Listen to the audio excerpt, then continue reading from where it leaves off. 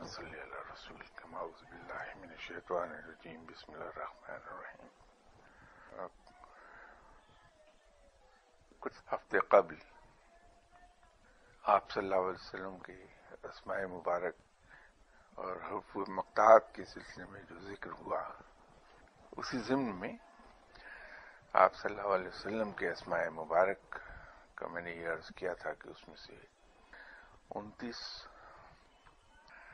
اسماء مبارک وہ ہیں جو 29 ان احکامات کو ڈپکٹ کرتے ہیں جو آپ صلی اللہ علیہ وسلم کو عطا فرمائے گئے تھے جب آپ معراج شریف پر تشریف لے گئے تھے، اور ان کا تعلق ان احکامات سے ہے جو انسان کو روحانیت کے اعلیٰ ترین مقام تک لے جاتے ہیں. وہ 29 احکامات میں نے یہاں عرض کیے تھے، لیکن شاید میرے بولنے کی رفتار زیادہ تیز تھی یا میں اپنے ایکسپریشنز میں زیادہ کلیئر نہیں تھا. اکثر لوگ ان کے بارے میں مجھ سے سوال کرتے رہے. تو اب کیا یہ تھا کہ وہ 29 کے 29 احکامات میں نے لکھ دیے اور وہ فوٹو کاپی کی صورت میں یہاں اویلیبل ہیں، لیکن میں دوبارہ سے انہیں دوہرا دیتا ہوں تاکہ جن تک وہ فوٹو کاپی نہ بھی پہنچ پائے ان تک کلیئر ہو جائے. اس میں پہلا حکم تو یہ ہے کہ ہم رب تعالی کے ساتھ کسی کو شریک نہ ٹھہرائیں، اس کو ایک ہی جانیں. اور دوسرا حکم اس میں یہ ہے کہ توحید پر قائم رہا جائے. اب بظاہر تو یہ دونوں حکم ایک سے ہی لگتے ہیں، لیکن در حقیقت اصطلاحی طور پر توحید پر قائم نہ رہنے کا مطلب یہ ہے کہ وہ تمام احکامات، بنیادی احکامات جو اسلام کی بنیاد فراہم کرتے ہیں، ان کو کسی حالت میں ترک نہ کیا جائے. جیسے نماز، روزہ، زکوٰۃ، حج، یہ بنیادی احکامات ہیں. 5 ستون ہیں اسلام کے جن پر اسلام قائم ہے. ان 5 کو کسی قیمت پر ترک نہ کیا جائے. وہ توحید پر قائم رہنا ہے. تو یہ توحید پر قائم رہنا یہاں پہ ان معنوں میں استعمال ہوا ہے. تیسرا حکم نیت کو درست رکھنا ہے اور حق کو حق جاننا اور باطل کو باطل جاننا ہے. یہ نیت پر اس لیے زور ہے کہ کسی بھی ہماری عمل کی ابتدا سوچ پر ہوتی ہے. کسی کام کو کرنے سے پہلے ہم اس کے بارے میں سوچتے ہیں، پھر اسے کرنے کی نیت کرتے ہیں یا کرنے کا ارادہ کرتے ہیں، اور اس کے بعد اس پر عمل ہوتا ہے. تو کسی اپنی نیت کو درست رکھنا اس لیے ضروری ہے کہ اگر ہماری نیت درست رہی تو ہمارے اعمال بھی خود بخود ٹھیک ہو جائیں گے. تو یوں رب تعالی نے نیت کو درست رکھنے پر زور دیا ہے اور اس عمل کو ان 29 چیزوں میں شامل کر دیا جو انسان کو روحانیت کے اعلیٰ ترین مرتبے کی طرف لے جاتی ہیں. چوتھا ایمان اور ایثار پر قائم رہنا ہے. شروع میں ایک زمانے میں نے عرض کیا تھا کہ لفظی معنی تو اسلام کے سلامتی کے ہیں، لیکن اصطلاحی معنوں میں اس کو اگر ہم پھیلا کے دیکھیں گے، اس کی گہرائی میں اترتے جائیں گے، اس کو اینالائز کریں گے، تو ایک ہی نتیجے پر ہم پہنچتے ہیں کہ اسلام کے جتنے بھی احکامات ہیں ان سب کا مقصد اصل میں ایک ہی ہے، نہ صرف یہ کہ خود جیا جائے اور دوسروں کو جینے دیا جائے، بلکہ اسلام اس سے کہیں آگے چلا جاتا ہے۔ اور میرے نزدیک اسلام در حقیقت نام ہے ایثار اور قربانی کا۔ تمام اخلاقی ضابطے تو انسان سے یہ کہتے ہیں کہ انسان اس طرح سے زندہ رہے کہ خود بھی جیے اور دوسروں کو بھی ان کی مرضی سے جینے دے۔ جمہوریت جہاں سے رائج ہوئی ہے اور جس ملک کی پارلیمنٹ کو جمہوریت کی ماں کہا جاتا ہے، اسی انگریز کا یہ قول ہے کہ آپ کی آزادی وہاں ختم ہوتی ہے جہاں دوسرے کی ناک شروع ہو جائے۔ لیکن اسلام میں تو معاملات اس سے کہیں زیادہ ہیں۔ اسلام تو یہ درس دیتا ہے کہ تم دوسروں کے لیے زندہ رہو۔ تو جو اخلاق کا عام معیار ہے، اسلام اس سے کہیں آگے کا سبق دیتا ہے۔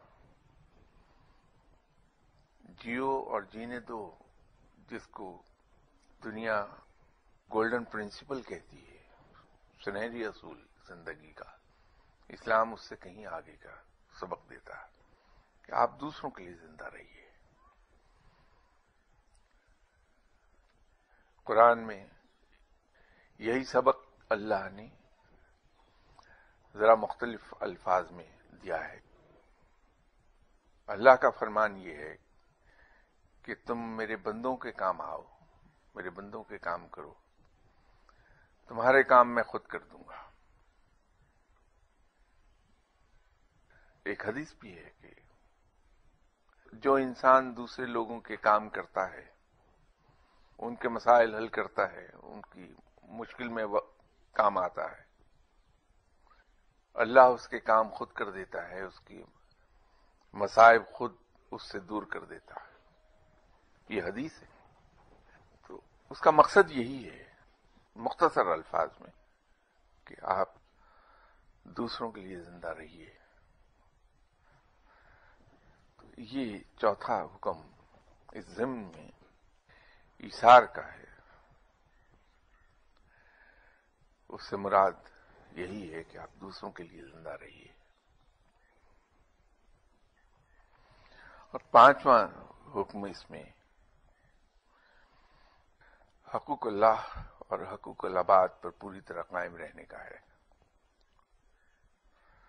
تو جو شخص پوری طرح حقوق اللہ اور حقوق العباد ادا کر دے تو اللہ کے کہے سے باہر کہاں گیا وہ؟ وہی تو در حقیقت مومن ہے، جو اللہ کے احکامات پر پوری طرح عمل کرتا ہے، چاہے وہ عبادات سے متعلق ہو، چاہے وہ انسان کی ذاتی زندگی کے بارے میں ہو یا اجتماعی زندگی کے بارے میں۔ کیونکہ اسلام میں احکامات تو انسان کی پوری زندگی پر محیط ہیں۔ انسان کی پوری زندگی کو رب نے گائیڈ کیا ہے کہ اس کو کس طرح گزارنا۔ اس کا زندگی کا کوئی پہلو ایسا نہیں ہے جس پر اللہ نے گائیڈنس پرووائڈ نہ کی ہو، اس پر احکامات نہ آئے ہوں کہ زندگی کے فلاں فلاں پہلو کو اس طرح سے ڈیل کر لیا جائے۔ حقوق اللہ اور حقوق العباد انسان کی زندگی کے تمام پہلوؤں کو کور کرتے ہیں۔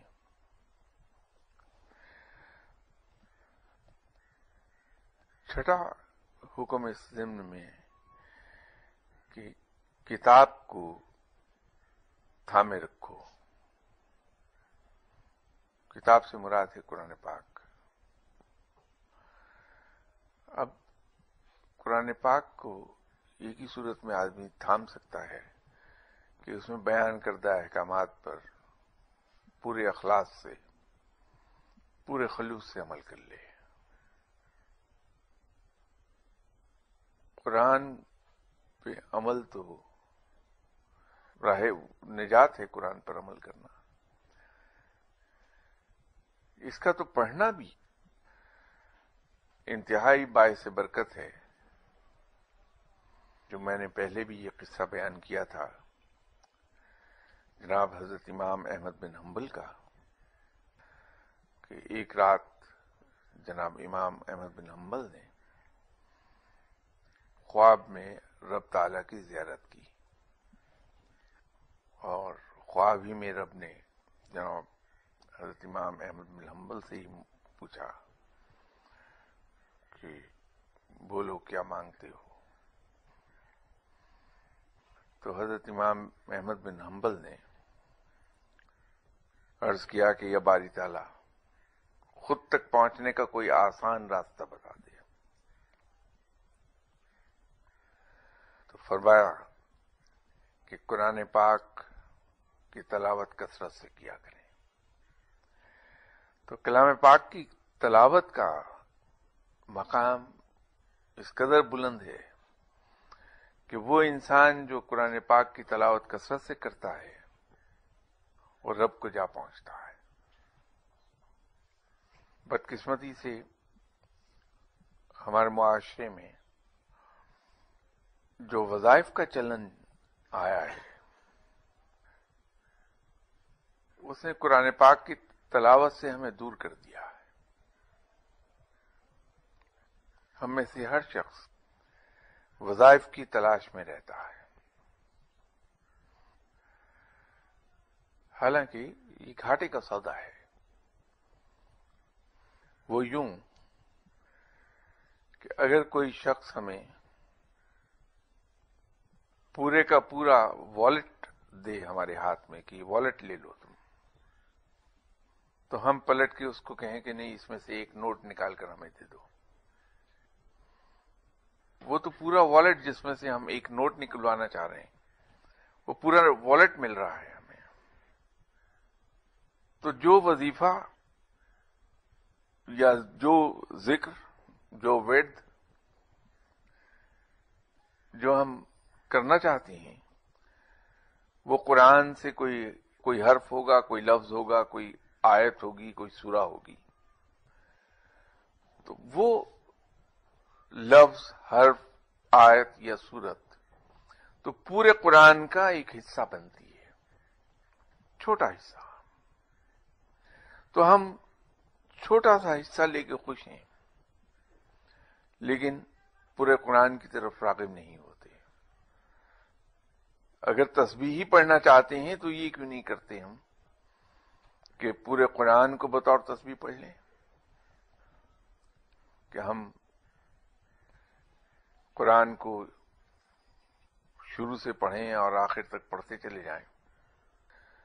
جو ہی قرآن پاک پڑھنا مکمل کریں ہم، الف لام میم سے سورہ ناس تک، تو جو ہی مکمل ہوتا ہے ہم اس کا ثواب آپ صلی اللہ علیہ وسلم کی روح مبارک کی خدمت میں بطور نذرانہ پیش کر دیں اور نئے سرے سے تلاوت شروع کر دیں الف لام میم سے، تو یوں یہ وظیفہ بن جائے گا۔ تو ایسی چیز جس کی کثرت سے تلاوت کے بارے میں رب تعالیٰ نے اپنی زبان سے فرمایا ہو، میرے نزدیک وہ کہیں زیادہ آتھینٹک ہے اس بات سے کہ میں اسی رب کے کسی بندے کی زبان سے یہ سن لوں کہ یہ وظیفہ پڑھو تو اس کے یہ فوائد ہوں گے، تو میرے نزدیک رب کے بندے کے الفاظ سے زیادہ خود رب کے الفاظ زیادہ آتھینٹک ہیں. تو رب نے حضرت امام احمد بن حنبل جیسی بلند مرتبہ شخصیت کو یہ فرمایا کہ مجھ تک پہنچنے کا شارٹ کٹ یہ ہے کہ تلاوت کلام پاک کثرت سے کریں.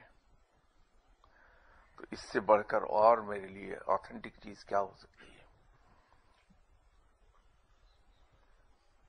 اسی ضمن میں ایک چیز اور میں عرض کرنا چاہ رہا تھا. ہم قرآن پاک کے مختلف حروف اور مختلف الفاظ، آیات یا سورہ اسے دنیاوی فوائد کے لیے استعمال کرتے ہیں کہ میرا فلاں کام ہو جائے گا، میں یہ وظیفہ پڑھ لوں، یہ آیت اگر اس تعداد میں پڑھوں گا تو میرا فلاں دنیاوی کام ہو جائے گا.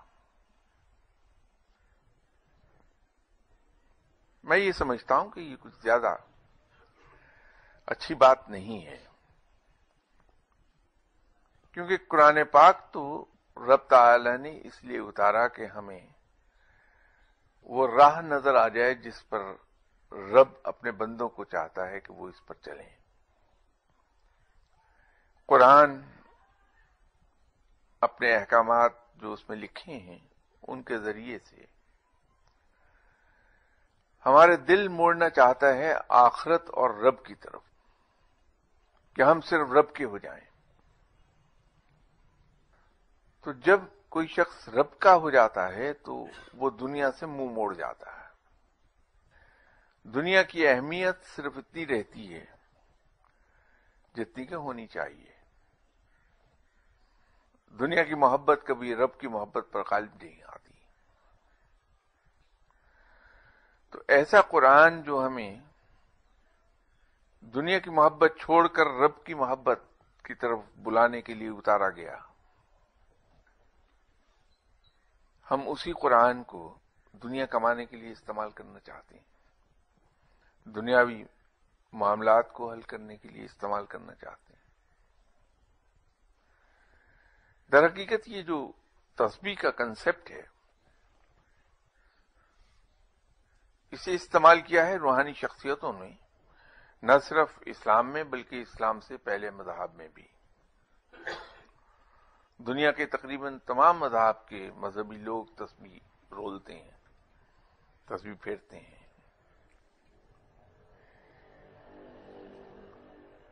اس تسبیح کا ایک فائدہ یہ ہے کہ انسان کسی ایک خاص نقطے پر اپنی توجہ مرکوز کرنا سیکھ لیتا ہے. آسان لفظوں میں اس کو یوں کہیے کہ تسبیح کرنے سے کنسنٹریشن بڑھتی ہے، کنسنٹریشن سپین براڈ ہو جاتا ہے، وائڈر ہو جاتا ہے. تو جب ہماری کنسنٹریشن بڑھتی ہے تو ہم غور و فکر بہت اگلی سطح تک، اگلی حد تک جا کے کرنے لگتے ہیں. ہم غور و فکر میں ڈوبنا سیکھ لیتے ہیں، اور جب ہم غور و فکر میں ڈوبتے ہیں تو ہم نقطہ راز حل کرنا سیکھتے ہیں. اور جب ہم نقطہ درون کو حل کرنا سیکھ لیتے ہیں تو خدا کی قدرت کا مشاہدہ کرنے لگتے ہیں. اور خدا کی قدرت کا مشاہدہ کرتے کرتے ہم رب تک جا پہنچتے ہیں. یہ راستہ وہ ہے اصل میں. اس سے تو رب تک پہنچنے کا راستہ تلاش کیا جاتا ہے کہ ہماری کنسنٹریشن سپین بہت براڈ ہو جاتی ہے، زیادہ دیر تک ایک خاص نقطے پر کنسنٹریٹ کر پاتے ہیں، اپنی توجہ مرکوز کرتے ہیں، اور اس نقطے کے اندر چھپے ہوئے تمام راز حل ہوتے ہیں. اور جب اس نقطے کے اندر چھپے ہوئے راز عیاں ہوں گے ہم پر تو قدرت کے راز کھلنے لگیں گے. اور جب قدرت کے راز کھلنے لگتے ہیں تو قدرت کا مشاہدہ شروع ہوتا ہے. اور قدرت کا مشاہدہ جب کرتا ہے تو رب پر ایمان پختہ ہوتا ہے، اور رب پر ایمان پختہ ہونے کا مطلب یہ ہے کہ ہم رب تک جا پہنچے، رب کے قریب ہو جاتے ہیں، اور وہاں پہ وہ آیت سمجھ میں آنے لگتی ہے کہ جو بندہ میری طرف 1 قدم چلتا ہے میں اس کی طرف 4 قدم بڑھتا ہوں۔ تو جب ہم رب کے قریب ہوتے ہیں تو رب ہمیں اپنے گلے سے لگا لیتا ہے، تو یوں رب ملتا ہے۔ تو یہ تسبیح کا مطلب تو یہ ہے، تسبیح کا مطلب یہ نہیں کہ میرا بچہ امتحان میں پاس ہو جائے، میری ٹرانسفر میری اپنی مرضی کی جگہ پر ہو جائے۔ یہ بھی ایک بے وقوفی ہے جو ہم کرتے ہیں، سبھی کرتے ہیں، میں بھی کرتا ہوں۔ بات یہ ہے کہ ہم اپنی زبان سے جب یہ کہتے ہیں کہ میرے لیے کیا بہتر ہے یہ میرا رب جانتا ہے، یہ ہم سبھی کہتے ہیں۔ ہم یہ کہتے ہیں کہ میرا رب جو کرتا ہے وہ بہتر کرتا ہے۔ تیسری بات ہم یہ کہتے ہیں کہ رب اپنی مصلحتیں خود جانتا ہے۔ یہ تو وہ باتیں ہیں جو ہم میں سے ہر شخص کہتا ہے۔ تو اگر یہ ایمان ہے ہمارا کہ رب بہتر جانتا ہے کہ ہمارے لیے کیا بہتر ہے، تو پھر میں یہ کیوں تڑپتا پھرتا ہوں کہ میری ٹرانسفر میری مرضی کی جگہ پر ہو جائے؟ مجھے کیسے معلوم ہے کہ جس جگہ میں اپنی ٹرانسفر کروا لینا چاہتا ہوں میرے لیے بہتری ہوگی؟ تو میں یہ کیوں نہ کروں کہ جہاں میرے رب نے مجھے بھیجنا چاہا میں وہاں چلا جاؤں۔ اسی طرح اگر میں نوکری صحیح کرتا رہا ہوں، محنت سے میں نے کام کیا ہے، دیانتداری سے کام کیا ہے، اپنے امپلائرز کو میں نے شکایت کا موقع نہیں دیا کوئی، پھر بھی اگر میری جاب ختم ہو گئی ہے تو میں اس فیصلے کو اللہ کی طرف سے آیا ہوا فیصلہ سمجھ کے نہایت خوشی کے ساتھ اسے قبول کر لوں اور نئی جاب کی تگودو شروع کر دوں، کیونکہ رب جو کرتا ہے بہتر کرتا ہے۔ اور یہ ایمان رکھوں کہ معلوم نہیں اس میں اللہ تعالیٰ کی کیا مصلحت تھی کہ مجھے جاب لیس کر دیا۔ ہو سکتا ہے کہ وہاں میرے لیے زیادہ بڑی پریشانی آ رہی تھی اس ادارے میں، مجھے اللہ نے وہاں سے علیحدہ کر دیا۔ ہو سکتا ہے اللہ مجھے بہتر جاب دلانا چاہتا ہو، تو میں نئی جاب کی تگودو کر دوں کہ وہ مجھ پر فرض ہے کہ کوشش کی جائے۔ قدرت کی طرف سے آنے والی کسی چیز پر، چاہے وہ اچھی ہے بری ہے، میں پریشان نہ ہوں، اسے قدرت کا فیصلہ سمجھ کے خندہ پیشانی سے قبول کر جاؤں اور بہتری کے لیے کوشش کرتا رہوں کہ وہ میرا فرض ہے۔ تو اگر یہ رویہ رکھ لوں میں زندگی کے لیے، تو مجھے نہ تو کسی جوتشی کی تلاش رہے گی، نہ کسی نجومی کی، نہ کسی دعا کرنے والے کی، اور نہ کسی وظیفے کی تلاش رہے گی۔ اور یہی صحیح مومن کا سا ایمان ہے۔ 7واں اس میں حکم رب کی طرف رجوع کرنے کا ہے کہ ہر وقت رب کی طرف رجوع کیا جائے۔ اب رب کی طرف رجوع کرنے کا مطلب صرف یہی نہیں کہ ہم اپنی ضروریات زندگی کے لیے اس کے حضور عرضیاں بھیجتے رہیں۔ رجوع کرنے سے مراد یہ ہے کہ رب کا ذکر کیا جائے، رب کی عبادت کی جائے، اس کو یاد رکھا جائے، اس کا نام جپا جائے، اس نیت سے نہیں کہ اللہ ہمارے دنیاوی مسائل حل کر دے، اس نیت سے کہ وہ رب ہے اور وہ لائق عبادت ہے، وہ اتنا مہربان ہے اور ایسا پالنے والا ہے، عظیم المثال پالنے والا ہے. اس لیے وہ یکتا ہے کہ وہ نہ یہ دیکھتا ہے کہ کون اس کا منکر، کون اس کا مشرک، کون اس کا ماننے والا لیکن میری طرح نافرما بردار. مجھ جیسے لوگ رب کو مانتے تو ضرور ہیں، اس پہ ایمان رکھتے ہیں، لیکن اطاعت گزار نہیں رب کے. وہ مجھ جیسے لوگوں کو بھی پالتا ہے، وہ نیککاروں کو بھی پالتا ہے اور مومن کو بھی پالتا ہے. تو یوں وہ یکتا و عظیم المثال رب ہے کہ اس کی پالنے کی صفت بے پایاں ہے، جس کی نہ کوئی حد ہے نہ کوئی حساب. تو یوں وہ لائق عبادت ہے.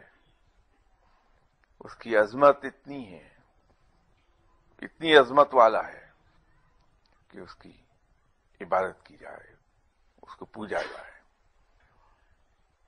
اس کی بڑائی کو بیان کرنا بھی اس کی عبادت ہے، اس کی بڑائی کا ذکر بھی ذکر ہے. یہ رجوع کرنا ان معنوں میں استعمال ہوا ہے.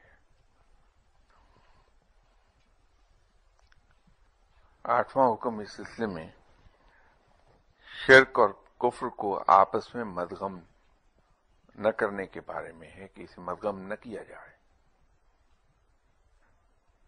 یہ جو ہم اپنی کنوینئنس کو سوٹ کرتے ہوئے مختلف چیزیں اپنا لیتے ہیں، یہ نہ کیا جائے. ایک کلیئر کٹ لائن کھینچی جانی چاہیے. وہ احکامات جس میں رب نے یہ وعدہ کیا ہے کہ یہ کیا جائے، وہ ہمارے ذہن میں کلیئر رہنے چاہیے، اور جن سے منع کیا گیا ہے اس سے دور رہا جائے. 9واں حکم عدل سے کام لینے اور اس پر قائم رہنے کے بارے میں ہے کہ ہر حال میں عدل پر قائم رہیے اور اسے قائم رکھیے، کام بھی اس سے لیں اور اسے قائم بھی رکھیے. یہ دونوں باتیں ہیں کہ کسی صورت بھی ہمارے ہاتھ سے وہ انصاف کا ترازو نکلنے نہ پائے، اس کا پلڑا کسی ایک طرف جھک نہ جائے گی. حلال و حرام کو ایک دوسرے سے مکس نہ کیا جائے، اور کسی بھی حلال چیز کو اپنے اوپر حرام نہ کیا جائے. یہ حکم کے بارے میں عرض کرتے ہوئے مجھے ایک چیز یاد آ گئی، بڑی پرانی. میرے ہی ایک جاننے والے صاحب تھے جنہوں نے بڑے شاہ صاحب سے ملنے کی خواہش کا اظہار کیا. میں نے پرمیشن لے لی اور ان صاحب کو اپنے ساتھ لے گیا. یہ بڑے شاہ صاحب کی مہربانی اور ان کی شفقت تھی کہ انہوں نے یہ دیکھا کہ میرے جاننے والے ہیں، تو جب ہم گئے تو انہوں نے کھانا پکانا شروع کر دیا. گوشت بھونا اور تندور سے روٹیاں منگوائی، ان صاحب کے سامنے رکھی کہ آپ یہ کھائیے. بڑے شاہ صاحب خود بھی کھانے لگے، میں بھی کھا رہا تھا. تو ان صاحب نے ایک سوال پوچھا جس کی گہرائی کو شاید میں تو نہیں سمجھ پایا تھا، لیکن بڑے شاہ صاحب بڑی جلدی سمجھے اس کو، اور مجھے اس سوال کی گہرائی کا اس وقت اندازہ ہوا جب بڑے شاہ صاحب نے ان کے سوال کا جواب دیا. ان صاحب نے کہا کہ حضور، یہ فقیروں کا ایک دستور یہ ہے کہ وہ مہمانوں کو بھنا گوشت کھلاتے ہیں اور خود مرچوں سے کھانا کھاتے ہیں. تو میں یہ سمجھا کہ انہوں نے ایک علمی سوال پوچھا ہے، اس کا اسٹریٹ جواب ملے گا شاہ صاحب سے. تو شاہ صاحب نے کہا کہ میاں یہ تو میں نہیں جانتا کہ یہ کیا ہے، کون مرچوں سے کھاتا ہے کون نہیں کھاتا. میں تو صرف ایک بات جانتا ہوں کہ جب اللہ مجھے اپنی نعمتیں عطا فرما رہا ہے تو میں ان سے منہ موڑ کے ناشکر گزار بندہ کیوں کہلاؤں. تو رب اگر مجھے بھنا گوشت کھلاتا ہے تو میں مرچوں سے روٹی کھا کے ناشکر گزار کیوں کہلاؤں. تو اسی طرح ہم نے بہت جگہوں پر دیکھا کہ کچھ لوگ کچھ چیزوں سے دور چلے جاتے ہیں، انہیں نہیں کھاتے، وہ سادگی کے نام پر ان چیزوں کو اپنے لیے شجر ممنوعہ بنا لیتے ہیں، تو وہ مناسب نہیں ہے، وہ ناشکر گزاری ہے، ناشکر گزاری نہیں کی جانی چاہیے کبھی۔ جو کچھ اللہ ہمیں عطا کر رہا ہے وہ اس سے استفادہ کیا جانا چاہیے۔ جیسے حضرت عمر رضی اللہ تعالی عنہ نے اپنے ایک ساتھی صحابی کو واپس گھر بھیج دیا تھا کہ کپڑے چینج کر کے آؤ، کیونکہ وہ صحابی اچھے خاصے کھاتے پیتے تھے لیکن غریبانہ حال میں آئے تھے سامنے۔ تو پھر فرمایا تھا کہ اللہ نے جو تمہیں نعمتیں عطا فرمائی ہیں اس کا اظہار تمہارے ظاہر سے بھی ہونا چاہیے۔ تو اللہ جو ہمیں عطا فرماتا ہے، سادگی بہت اچھی چیز ہے، اسراف شیطانی صفت ہے، لیکن اگر اللہ نے ہم پر نعمتوں کی بارش کی ہے تو پھر اس کی عطا کردہ نعمتوں کا اظہار ہمارے ظاہر سے بھی ہونا چاہیے۔ اگلا حکم اس سلسلے میں حسد، بغض اور کینہ نہ رکھا جائے۔ جو میں اکثر عرض کیا کرتا ہوں کہ فقر اور درویشی کی جو ارلیسٹ پری ریکویزٹ ہے، جو اسینشلز آف فقر اور درویشی ہیں، ان میں سے اولین شرط یہ ہے کہ انسان کا دل آئینے کی طرح صاف اور شفاف ہو، ہر وقت چمکتا رہنا چاہیے اس کا دل، اتنا صاف ہو کہ اس میں کسی بھی شخص سے کوئی حسد، بغض یا کسی کے خلاف کینہ نہ رہے۔ جس دل میں یہ چیزیں ہوتی ہیں، یاد رکھیے کہ وہاں علم نہیں آتا، یہ نیکی سے بہت دور لے جاتی ہیں انسان کو، اور نیکی ہی وہ راہ ہے جو انسان کو رب تک لے جاتی ہے۔ عبادات تو پارسائی تک لے جائیں گی ہمیں، عبادت سے انسان پارسا ہوتا ہے لیکن نیکی سے رب ملتا ہے، اور نیکی کہیں کر نہیں سکتا انسان جب تک کہ اس کا دل صاف نہ ہو۔ اس سے اگلا حکم شاید چمبے کا باعث ہو لوگوں کے لیے، یہ ہے کہ سیدھے ہو کر چلا جائے، لچک کرنا چلا جائے، کیونکہ اس سے غرور پیدا ہوتا ہے اور کینہ پیدا ہوتا ہے انسان کے دل میں۔ اس سے 13واں حکم اس میں یہ ہے کہ ہمارے ذمے جو کچھ بھی ڈیو ہے، نماز پڑھنا ہے، ہم نے روزہ رکھنا ہے، زکوٰۃ ہے، لوگوں کی خدمت ہے، یہ تمام چیزیں ہم بروقت ادا کر دیں، اس میں کسی قسم کی سستی یا کاہلی سے کام نہ لیں۔ یاد رکھیے کہ رب تعالیٰ سست لوگوں کو پسند نہیں کرتا، رب ان لوگوں کو پسند کرتا ہے جو مجاہدوں کی طرح ہر وقت کمر کس کے رکھتے ہیں کام کے لیے، عمل کے لیے۔ رب مجاہد نما لوگوں کو پسند کرتا ہے، جن کے اندر چستی، پھرتی اور تیزی ہو۔ تو سستی اور کاہلی سے دور رہیے کہ یہ آپ کو فقر تک نہیں جانے دے گی۔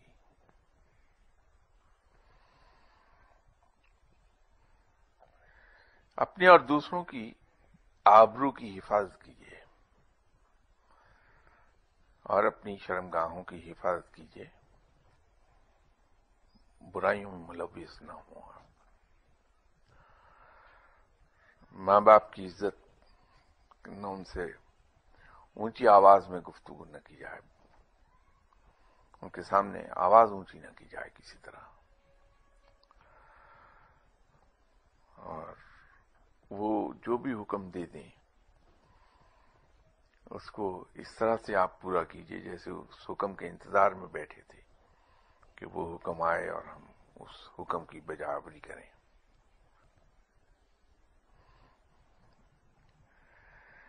زیادہ بلند آواز سے گفتگو کرنے سے اللہ نے منع کیا ہے، حدیث بھی ہے کہ بلند آواز کو آپ صلی اللہ علیہ وسلم نے گدھے کی آواز سے مشابہت دی ہے، جو کہ خاصی مکروہ و کریہ ہے۔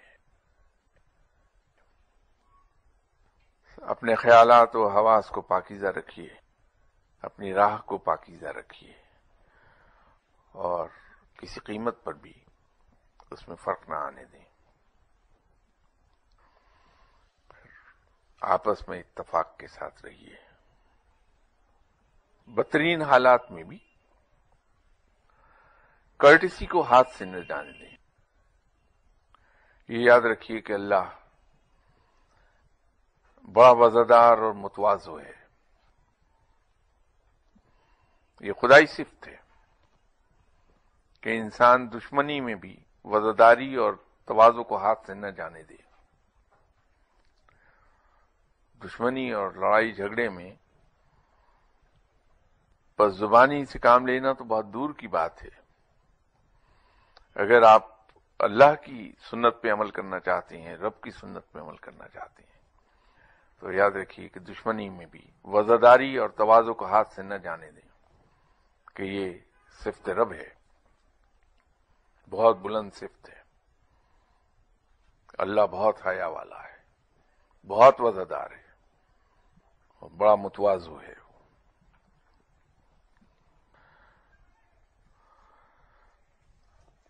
خرافات سے دور رہیے اور علم حاصل کیجیے، اور اس کے اگلا یہ تو ہم سبھی کہتے ہیں، میں بھی کہتا ہوں، گرچہ نہ علم اب تک حاصل کر سکا اور نہ کوئی آئندہ مجھے امکان نظر آتا ہے کہ میں علم حاصل کر پاؤں، کہ علم حاصل کرنے کے لیے باادب ہونا بڑا ضروری ہے، اور بلکہ یوں کہیے کہ ادب پہلا کرینہ ہے۔ انفارچونیٹلی میں اس قرینہ سے محروم رہا تو علم حاصل نہیں کر پایا،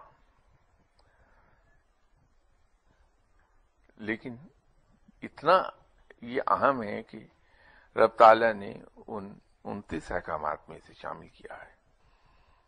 علم حاصل کیجیے، اور صرف علم حاصل ہی نہ کیجیے بلکہ اس پر عمل کریں، اور پھر دوسروں کو بھی اس کو سکھائیے۔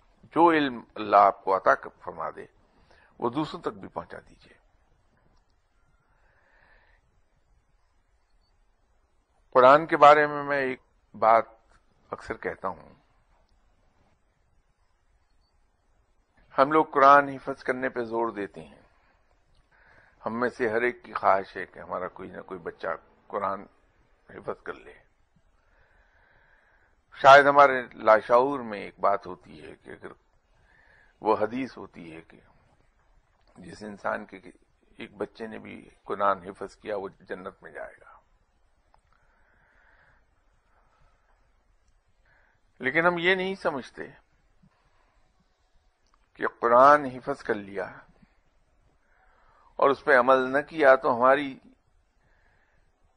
مثال وہی ہوگی جو جیسے ایک ٹیپ ریکارڈر ہے، سی ڈی پلیئر ہے، جس پر ایسی سی ڈی پلے کر رہی ہے جس پر قرآن پاک ریکارڈڈ ہے۔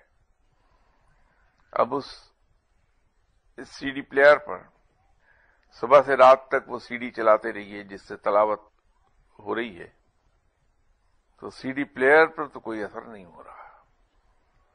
تو اگر قرآن حفظ ہے، ہمیں بھلے ہم صبح سے شام تک وہ حفظ قرآن خود بھی سنے اور لوگوں کو بھی سناتے رہیں پڑھ پڑھ کے، تو وہ پھر سی ڈی پلیئر کی طرح ہم پر اثر نہیں کر پائے گا۔ تو اس سے بہتر یہ ہے کہ روز کا ایک حرف یا ایک آیت ہی ہم سیکھیں، لیکن اس پہ عمل کر لیں تو کہیں بہتر ہو جائے گا۔ تو اتفاق سے یہ حکم اسی سے متعلق ہے کہ علم سیکھیے اور اس پہ پھر عمل بھی کیجیے۔ امانت میں خیانت نہ کی جائے، پھر منافقت نہ کی جائے، اور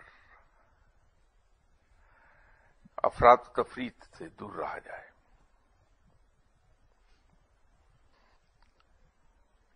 جہاں ہم سے کوتاہی ہو جاتی ہے اور اس کا ہمیں پتہ بھی نہیں چلتا کہ ہم کہاں پر بددیانت ہو گئے،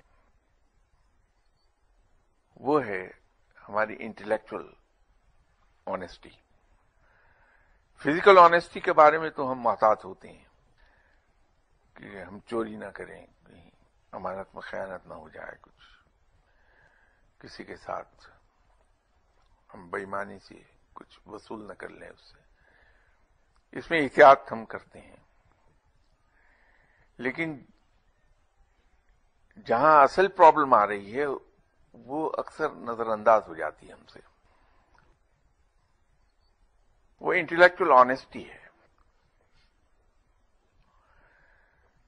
ہم کسی کے بارے میں کوئی بات کہتے ہوئے غیر محتاط ہو جاتے ہیں اور اس میں ایڈیشن اور آلٹریشنز کر جاتے ہیں غیر ارادی طور پہ۔ یہ امانت کا سلسلہ تو بہت دور تک دراز ہوتا ہے، بہت دراز ہے۔ میں بے دھڑک ذکر کر دوں گا کہ فلاں صاحب میرے پاس آئے تھے اور اتنے بجے سے اتنے بجے تک بیٹھے رہے میرے پاس، بغیر یہ جانے کہ میں امانت میں خیانت کر رہا ہوں۔ کیونکہ اگر میرے پاس کوئی صاحب تشریف لائے ہیں تو یہ ان کی امانت ہے میرے پاس کہ وہ میرے پاس تشریف لائے تھے۔ وجہ یہ ہے، میں اس کی ایک ایگزامپل کوٹ کر دوں۔ فرض کر لیجئے کوئی صاحب اپنے کام سے کراچی سے لاہور تشریف لائے، انہوں نے اپنا کام مکمل کیا اور اپنے ٹائم میں سے 10 منٹ نکال کے مارے محبت کے وہ میرے پاس چلے آئے، اور اس کے بعد وہ فوراً ایئرپورٹ کی طرف بھاگے اور کراچی چلے گئے۔ ان کے یہاں سگے بھائی رہتے ہیں، کوئی اور رشتہ دار رہتا ہے، تو میں نے لوگوں کو بھلے تعریفاً ہی بتایا کہ صاحب وہ سب تشریف لائے تھے، بہت مصروف تھے، ان کی محبت ہے کہ باوجود اتنی مصروفیت کے پھر بھی انہوں نے 10 منٹ نکالے اور میری طرف تشریف لے آئے۔ اب جب یہ بات ان کے بھائی تک پہنچے گی تو بھائی ان کے بارے میں ہی سوچے گا کہ وہ شاہ صاحب سے تو مل لیے، مجھ سے نہیں ملے۔ تو یوں دل میں فرق آیا اور میں نے 2 دلوں میں فرق ڈال دیا۔ ایک گناہ، بہت بڑا گناہ کما گیا میں، بغیر کسی ارادے کے، بغیر کسی چیز کے۔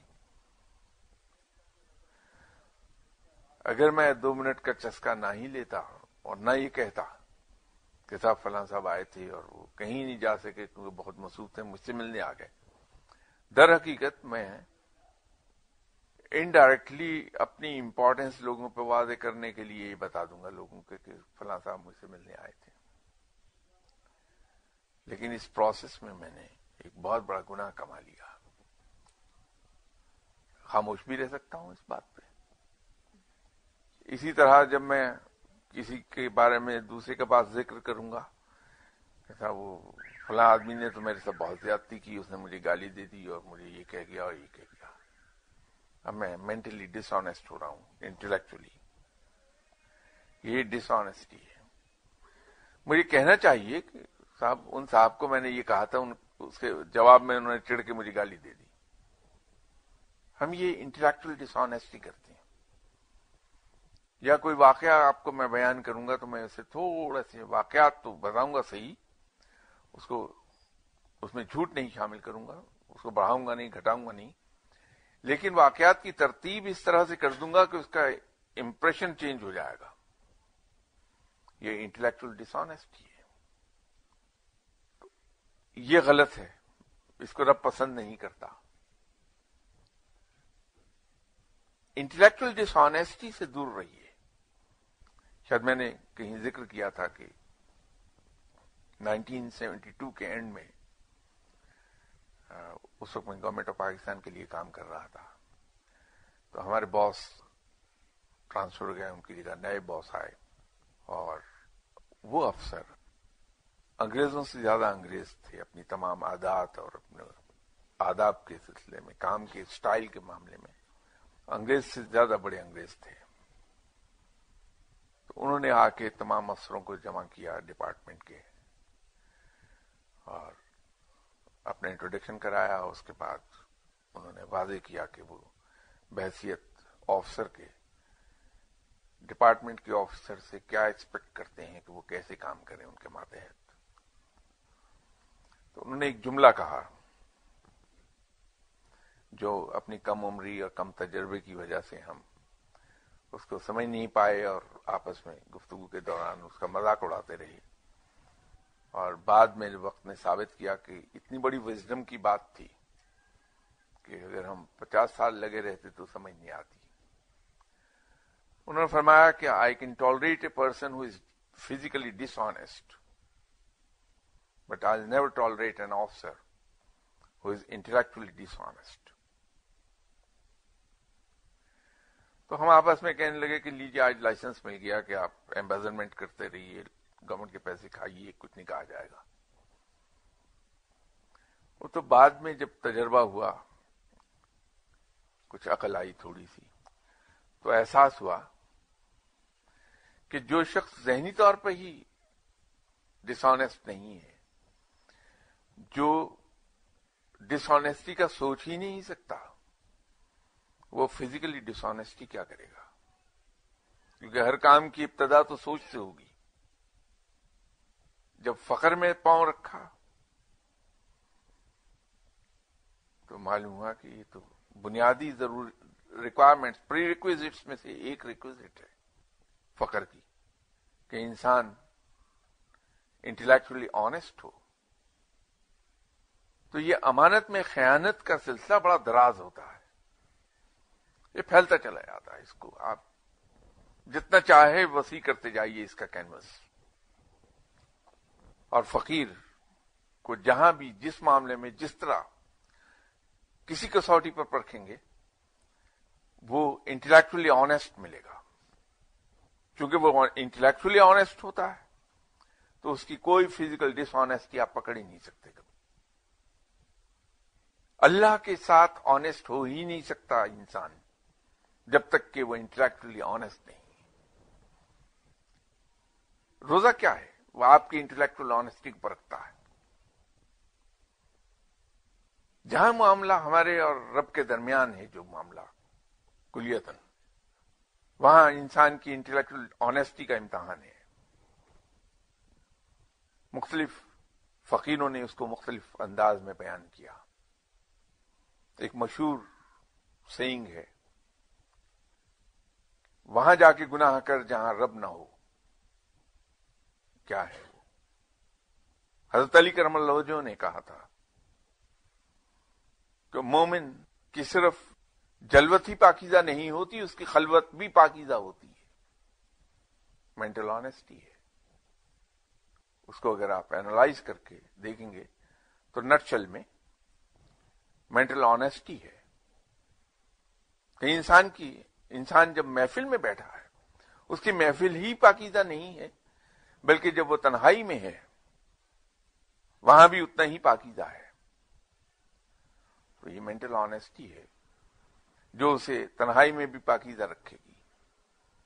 اس کو کسی طرح سے اینالائز کر لیجئے، بات انٹلیکچوئل آنیسٹی پہ جائے گی. سوچ کو پیوریفائی کر لیا جائے، معاملات درست ہو جاتے ہیں. نفس کی پیروی نہ کی جائے. ایک بار اس پہ بات ہو رہی تھی تو میں نے ایک آسان طریقہ ڈیوائز کیا تھا کہ سیدھی سی بات ہے کہ نفس کی مخالفت کر دیا ہے. رب تو چونکہ رب ہے اس لیے اس نے بڑا آسان سا کام دیا کہ اس کی پیروی نہ کرو، لیکن وہ پیروی نہ کرتے کرتے انسان بڑے غیر محسوس طریقے پہ پیروکار بن جاتا ہے نفس کا. جب تک کہ سختی نہ کی جائے اپنے ساتھ اس وقت تک کام بنتا نہیں. آج کی مروجہ زبان میں اگر میں گفتگو کروں تو یوں کہیے کہ دوسروں کے لیے جمہوری ہونے کے لیے ضروری ہے کہ آپ اپنے ساتھ ڈکٹیٹر ہوں. نفس کی مخالفت کیجیے، جو نفس کہہ دے اس کو الٹی سمجھ چل پڑیے تو بچ جائیں گے شیطان سے، اور اللہ کے اس حکم کی پیروی ہو جائے گی کہ نفس کی پیروی نہ کرو. ظاہری و باطنی پاکیزگی اور صفائی کو قائم رکھیے. خیالات اور نیت کی سمت درست رکھیے. کسی کو برے نام سے نہ پکاریے، یہ حدیث بھی موجود ہے. اس لیے کہ یہ بھی شرک اور شراکت میں دوئی ہے، یہ یکجائی نہیں پیدا کر رہی ہے یہ بات.